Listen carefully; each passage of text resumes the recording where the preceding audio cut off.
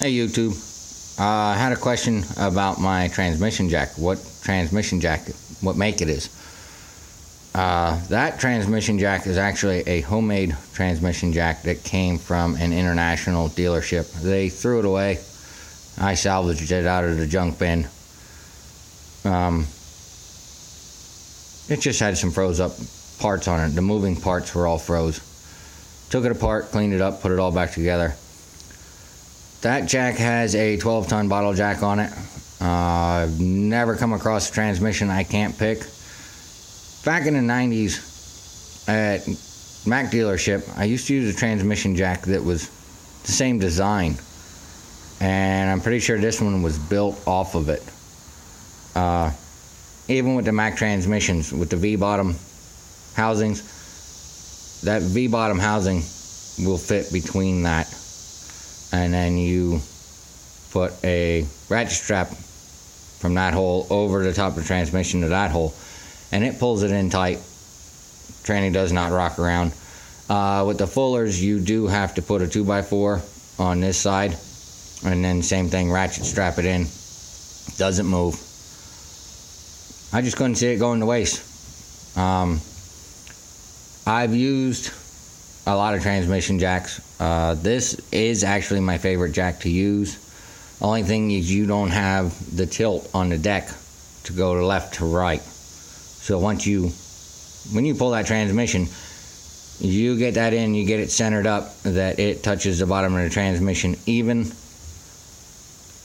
and you don't have a problem putting them back in. I mean, I've taken them off, redid the front housings, input shafts.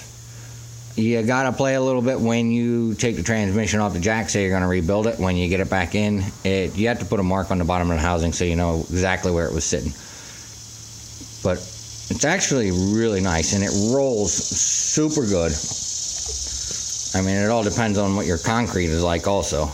But yeah, I salvaged that one. That one was free. Does good. I'll show you a little bit of other stuff that I have that before I get people that'll blast me about, well, I can't afford to own my own garage. Let me show you here.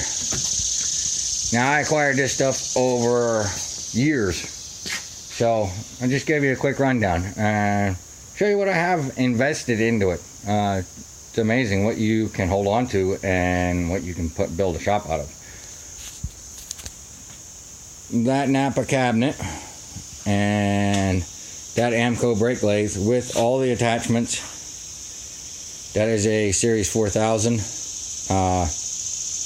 paid $300 for both of them.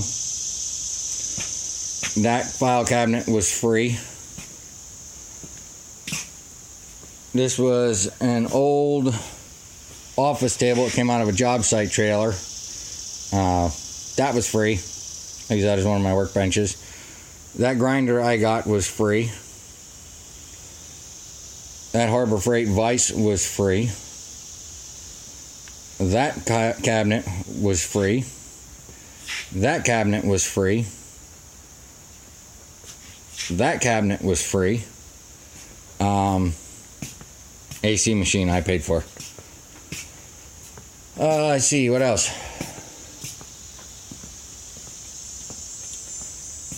As my 39 Logan lathe, that was free.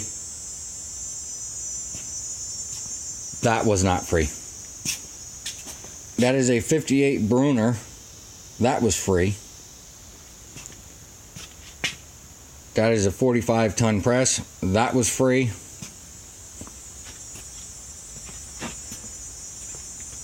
This workbench was free. That vise. I have a workbench outside with a vise on it. That grinder. That drill press. And in the back,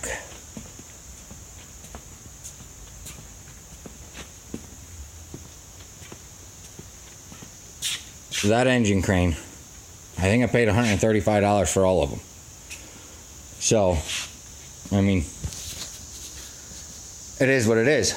I acquired them over years. put them in storage, had them in my sheds, you know, did whatever I needed to do, and that's how I came up with everything. Like my air jack there, I bought that off of eBay. I think I paid $65 for it. It was still in this package.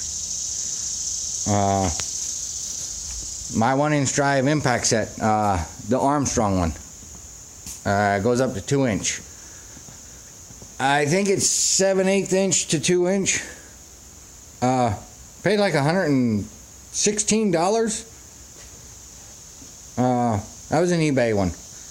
Guy bid it. I had like 116 on it, and a guy bid it to like 135 or 133, something like that. I lost the sale on it. Seller contacted me. The other guy backed out of it, didn't have the money. Wanted to know if I wanted to pay the 133 or whatever it was to have it, and I told him no. My last bid is what I'm going to pay. And I ended up getting it. That bandsaw, I use that thing just about every day. I paid $50 for. Guy couldn't get it to work. The 2 bolts on the guard right there on the guide kept the idler wheel on a slant. All I had to do was tighten the 2 bolts up. You know, it is what it is. You do what you got to when you open your own business and you don't got money to do it. You just save everything. So, all right, I got another truck in here. Actually, I have a super busy week for the end of the week. This one took back brakes all the way around, drums, brake cans. I'm gonna do brakes on the lift axle. It's got a fuel tank sending unit problem. This is an automatic lift axle. It's supposed to raise when you put it in reverse. That does not work anymore. And a tail light. I have an old Mac coming today for AC. An old Mac coming today for AC work. I have another old Mac coming for back brakes, kingpins, and torque arms. And then I have a Peterbilt. I gotta do U-bolts and a center bolt. I also have a skid loader, a John Deere 24D skid loader. Shuts off while they're running it. All of a sudden it just peters out and dies. So I'll see about if I can get some videos together on you. I'll show you one other thing. You don't need to buy the best of everything. I was like 15. My dad bought me my first welder. It's over here. It's a Schumacher.